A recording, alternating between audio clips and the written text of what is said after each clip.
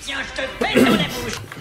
Salut à tous mes chers petits camarades, aujourd'hui j'avais envie de vous parler d'humour et d'un acteur qui m'a fait souvent me rouler par terre de rire, mais pas seulement.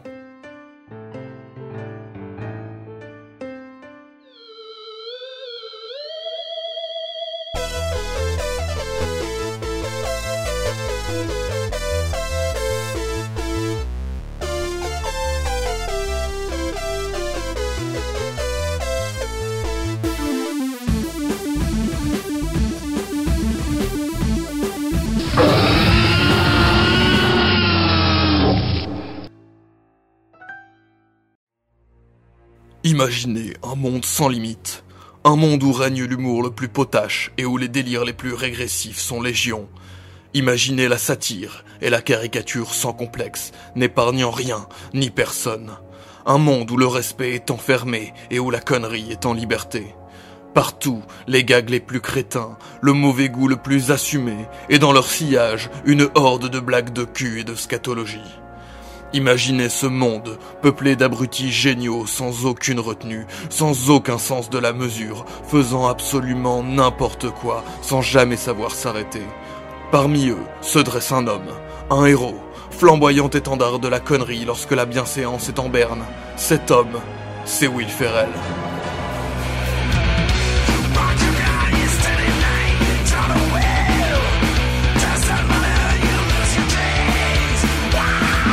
L'humour est sans doute l'une des choses les plus subjectives qui soit, alors que pourtant le rire est universel. On trouvera quelque chose plus ou moins drôle selon notre culture, nos tabous, nos goûts ou les événements qu'on a vécus.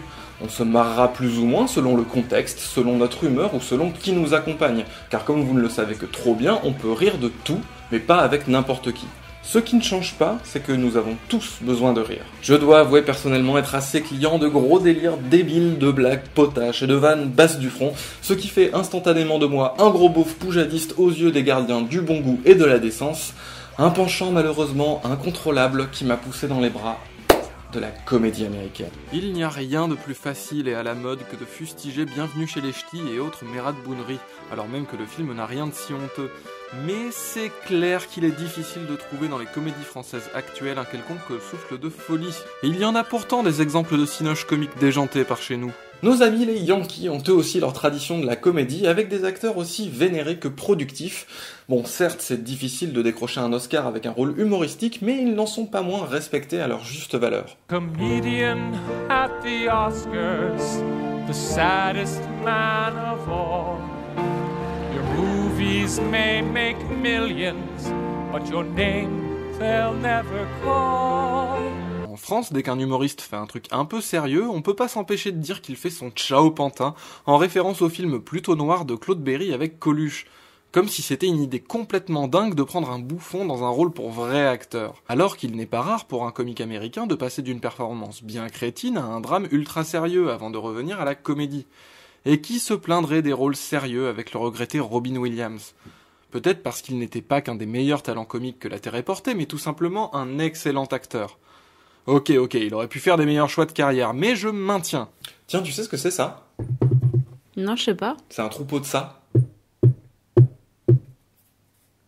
Ok, alors certes ça n'a pas beaucoup de sens de parler de la comédie américaine comme d'un truc monolithique, ça a beaucoup évolué au cours de l'histoire et on peut trouver différents registres, y compris au sein de la même filmographie. Ne me faites pas dire que l'humour américain ce n'est que du pipi caca ou des blagues de cul. D'ailleurs, je suis pas hyper fan de l'humour de Spring Breakers pété à la vodka Red Bull genre American Pie. Ici, je parle plus de cette génération de darons de la comédie qu'on peut trouver sous la houlette de Ben Stiller ou de Judd Apatow, maintenant devenu maître incontesté de cet humour, que ce soit dans ses propres réalisations ou dans les wagons de films qu'il produit. Mais si, vous savez de qui je parle, Ben Stiller, Steve Carell, Vince Vaughn, Jack Black, les frères Wilson, ceux qu'on appelle le frat pack, avec frat en référence aux fraternités des facs américaines réputées pour leur instinct grégaire et leur humour bas du front. C'est aussi un héritage avec la référence au Rat Pack, un groupe d'acteurs réunis autour d'Humphrey Bogart, puis du Brat Pack, littéralement la bande de sales gosses, qui désignait les acteurs de certaines comédies des années 80 centrées sur la jeunesse, comme Breakfast Club ou Saint Elmo's Fire. Au Frat Pack, il faut rajouter toute l'écurie Apatow, avec Seth Rogen et Evan Goldberg, Jonah Hill, Paul Rudd, James Franco ou Jason Segel, dont beaucoup ont commencé dans sa série Freaks and Geeks, très inspirée des comédies adolescentes 80s de John Hughes. T'oublies personne, là. J'allais y venir avec l'homme qui nous intéresse aujourd'hui, Monsieur Will... Non, c'est pas de lui que je parle. Quoi ? Leslie Mann, épouse de Judd Apatow, Kristen Wiig, Maya Rudolph et Melissa McCarthy, les nouvelles stars de la comédie américaine, enfin en train de se féminiser. Jeez, Megan. I'm sorry, I want to apologize. I'm not even confident of which end that came out of. Et donc venons-en au 1m91 de bonheur dont je voulais vous parler aujourd'hui, digne représentant du frat pack et héros de la comédie américaine moderne, Mr. Will Ferrell.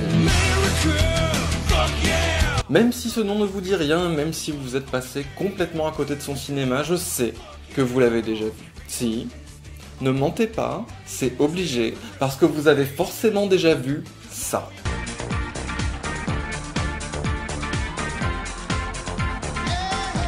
Will Ferrell a le parcours typique du comique américain. Il vient du stand-up, un art de la scène depuis longtemps extrêmement populaire aux États-Unis, où il investit les bars, les boîtes, les théâtres ou les comédie clubs dédiés.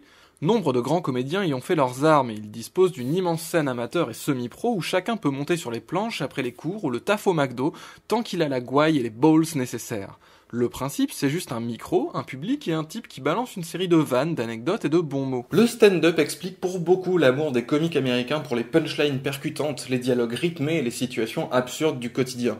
Il explique aussi pour beaucoup le charisme et la présence des talents qu'il a vu naître. Toujours pas très original niveau CV, Ferrell a ensuite rejoint l'équipe du Saturday Night Live. Cette émission, jamais interrompue depuis 1975, est une véritable institution aux États-Unis. Tous les samedis, une nouvelle célébrité présente le show et pléthore de sketchs délirants, gonflés et satiriques qui parodient la vie culturelle et politique du pays, avec des invités de marque par paquet, toujours prêts à prouver leur autodérision.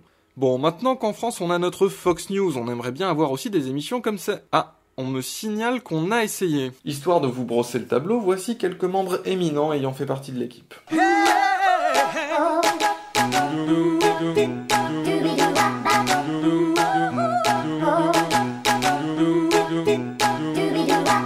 Sans oublier bien sûr Will Ferrell qui a fait comme tous ses copains et s'est servi de l'émission comme tremplin pour une carrière cinéma. Et tout comme les Blues Brothers et Wayne's World sont tirés de sketchs du SNL, l'un des premiers films de Will est tiré de... Oui, il y a un film entier tiré de ça. They graduate from high school, and what do? Do they go to college? No. Do they take an interest in my store? No. Tu sais ce qui est vert, qui monte et qui descend? Un petit poids dans un ascenseur. Pourquoi on fait cette blague en fait? C'est vraiment pas drôle. Mais Will Ferrell reste un acteur à part et pas que dans mon petit cœur. S'il est bien un membre du frat pack et souvent produit par Apatow et apparaît parfois avec les copains, il semble mener sa barque de son côté. Car Will Ferrell fait et écrit ses films, généralement avec son réalisateur, Adam McKay. Ils ont d'ailleurs créé ensemble la boîte de prod Gary Sanchez, du nom d'un entrepreneur paraguayen qui les finance. Et qui en fait n'existe pas du tout et est un personnage complètement inventé avec un nom complètement random. En dehors des films de Ferrell et McKay, Gary Sanchez est à l'origine du site Funny or Die, de séries comme Eastbound and Down sur HBO et un projet de remake de Manimal. Mais aussi de films plus surprenants comme le trop ou pas assez what the fuckesque Hansel et Gretel. Notre cabotin a la réputation de bouffer l'écran et de n'en faire qu'à sa tête, improvisant sans savoir s'arrêter. Un enfer pour les monteurs et réalisateurs, mais aussi pour ses partenaires. Bosser avec Ferrell, c'est une méthode à part entière. Pas étonnant qu'il ait besoin d'un habitué comme Adam McKay ou d'acteurs capables de rentrer dans son délire comme John C. Reilly. We just want to take a moment to talk to you about snow blindness in cats. It's affecting more and more cats every year, and it scares the living shit out of us. Alors c'est quoi le style Will Ferrell? Eh bien on y retrouve les ingrédients classiques de ce type de comédie, mais puissance 1000. Un humour bas du front et pratiquement sans tabou, allant du cul au scato, en passant par l'absurde, un ton satirique caricatural et une capacité à pousser les délires jusqu'au bout. Before each race, Jean Girard spends time with his world-class horses, who are also gay.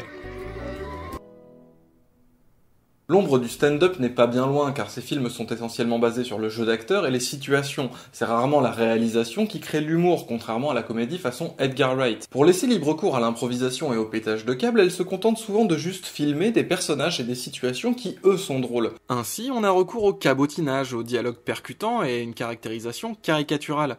Will Ferrell et compagnie adorent incarner des personnages bigger than life. Il faut un certain talent pour rendre crédibles de telles caricatures et des situations aussi burlesques, n'hésitant pas à avoir recours au slapstick, forme d'humour pantalonnade que j'ai évoqué dans un épisode précédent. Un talent très particulier donc, que je qualifierais sans problème de génie dans le cas de Ferrell.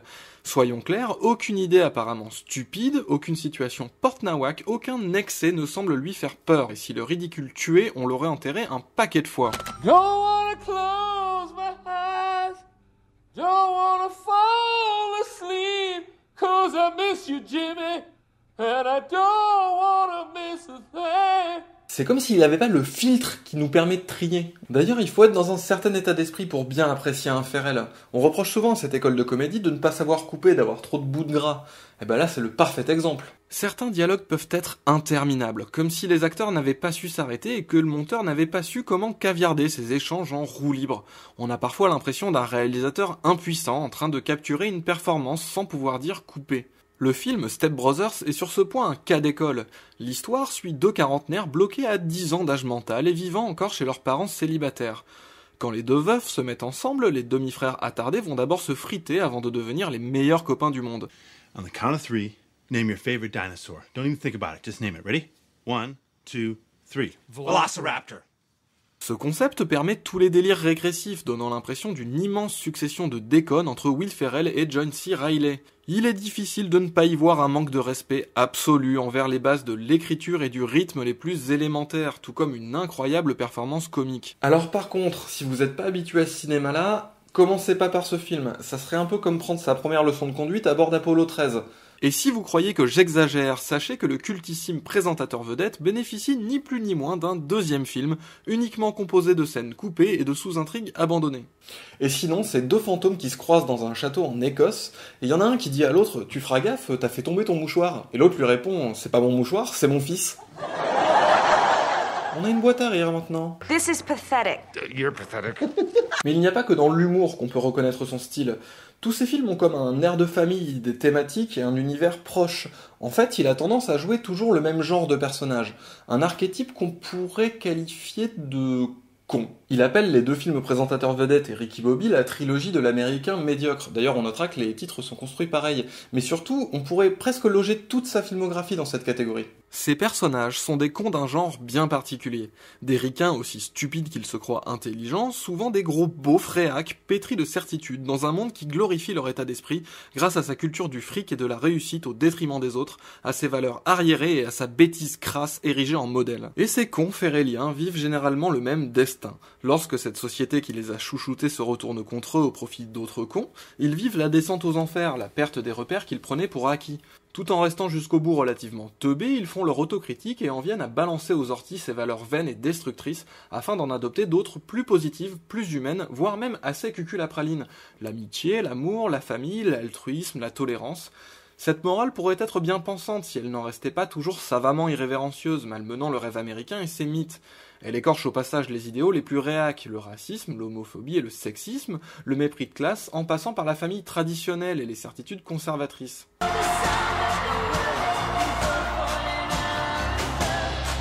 Du taste of America.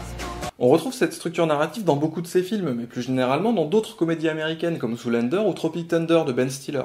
Ça fait beaucoup de heurts, et on retrouve exactement la même structure dans Fatal de Michael Youn. Ce dernier a été manifestement influencé par ce cinéma au point de plagier sa structure et même directement des scènes.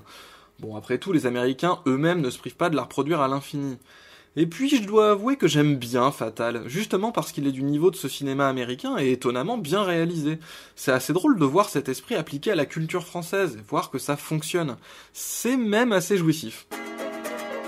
Descends, je suis en panne, je me suis fait choper, la seringue dans le bras, foncé dans les WC. Il y a aussi en France un cinéma comique qui se moque des cons. Alors je sais que ces films sont cultes pour beaucoup d'entre vous, mais moi je dois avouer qu'ils me saoulent, et justement parce qu'ils font que ça, se moquer. Les comédies américaines que j'ai évoquées ont la noblesse de rendre leurs cons sympathiques et touchants. Surtout, elles leur offrent une rédemption, une échappatoire. Au final, ce ne sont pas des sales types, c'est la société le véritable problème, car eux, en fin de compte, ne sont que ça, des cons. Ils ont cette candeur, cette naïveté, certes imbécile, mais assez pure. Et souvent, ceux qui les méprisent sont bien pires qu'eux. You are the dumbest person I've met in my entire life, and that's not an exaggeration.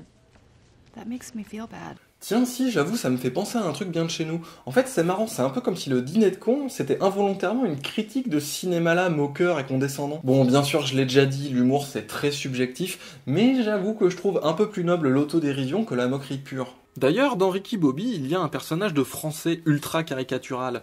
Il est pédant, précieux et forcément homosexuel, avec un accent sorti des enfers. Le film n'a d'ailleurs presque pas été distribué en France, alors qu'il a été un énorme carton aux États-Unis. Mais c'est vrai ça, franchement, pour qui se prennent ces gros rednecks pour bâcher comme ça notre beau pays des droits de l'homme et des bienfaits de la colonisation. Moi, ça me fait beaucoup rire de voir des étrangers se moquer des Français, et puis ça donne une bonne idée de l'image qu'ils peuvent avoir de nous. Mais surtout, ce qu'il faut comprendre, c'est que dans Ricky Bobby, ceux qui prennent le plus cher, c'est les ricains. Non seulement le film cartonne leur consumérisme et leur culte de la réussite au détriment des autres, mais le français, certes parodique, sert aussi à les faire passer pour des beaufs incultes, homophobes et racistes. Well, what have you given the world apart from George Bush, Cheerios and the Pie Master? Really, Smarty Pants, what did Frenchland give us? We invented democracy, existentialism, and the blowjob. Well, that last one's pretty cool. C'est un bar, il y a un kangourou violet qui rentre. Tout le monde le regarde, hyper surpris, il va s'asseoir, il commande un gin fizz. Le patron sait pas comment réagir, il lui sert son gin fizz, tenez, ça va faire 10 €, puis il sait pas quoi lui dire. Du coup, bon, pour engager la conversation, il lui fait « On voit pas beaucoup de kangourous violets par ici. » Et là, le kangourou violet lui répond « Ah bah c'est sûr, à 10 € le gin fizz. » Bon allez. Merci. Deux films avec Will Ferrell sont particulièrement frontaux dans leur critique politique. The Other Guys, renommé Very Bad Cops par les habituels traducteurs alcooliques, et le premier McKay-Ferrell où ce dernier n'a pas écrit le scénario. C'est peut-être pour ça qu'il est un peu plus propre et mis en scène que les précédents.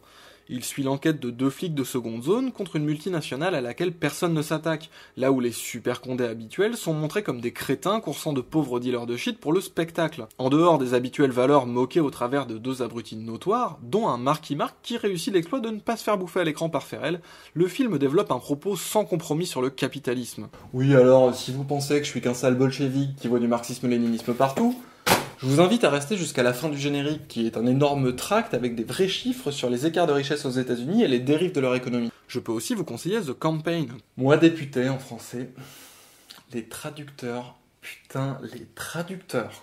Comédie où Ferrell joue un député démocrate véreux, constamment réélu faute de concurrents. Profitant d'un énième scandale, 2 milliardaires lui opposent un homme de paille républicain, joué par l'excellent Zach Galifianakis, qui devra servir leur profit. Seulement voilà, ce dernier va se sentir investi d'une certaine intégrité et illustrer comment il est difficile de la conserver en restant dans ce système insidieux. Écrit par le même scénariste, le film se permet non seulement d'attaquer sans complexe les très réels frères Koch, capitalistes américains ultra réac très impliqués en politique, mais aussi de dénoncer le système de financement privé. Entre 2 gags débiles, on nous balance, l'air de rien, que les élections ne sont plus qu'un cirque où l'on élit ceux qui serviront le mieux les intérêts des possédants, quel que soit leur camp. Mais attendez une minute. Non, attendez, ça va pas ce que je dis, c'est pas logique. Non mais parce que... Non mais non, ça va pas. Parce que ça voudrait dire que ces films débiles sont intelligents. Mais non, c'est impossible. Ça voudrait dire que c'est comme divisé par 0, ou je sais pas, mais penser comme Éric Zemmour. Non, une connerie intelligente. C'est totalement oxymorique.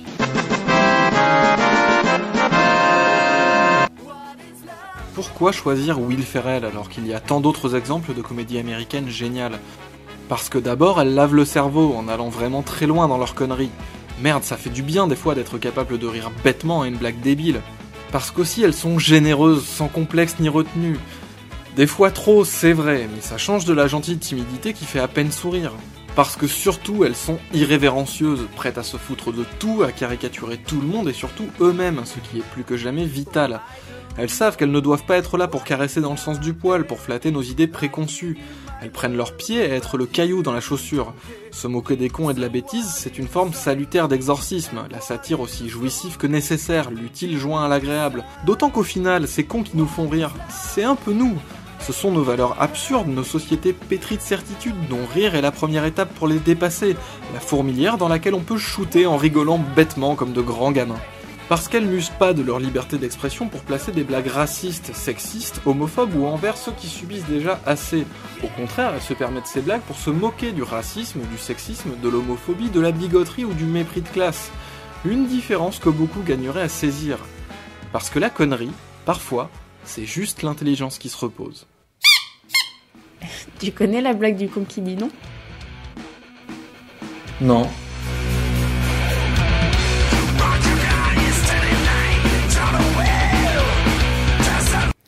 Sinon, je sais pas si vous saviez, mais Will Ferrell, c'est aussi un excellent imitateur, et quand il était au Saturday Night Live, il faisait beaucoup George W. Bush pendant qu'il était président.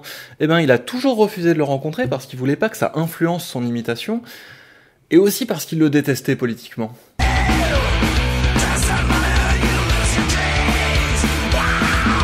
Moi, je l'aime bien, Will Ferrell.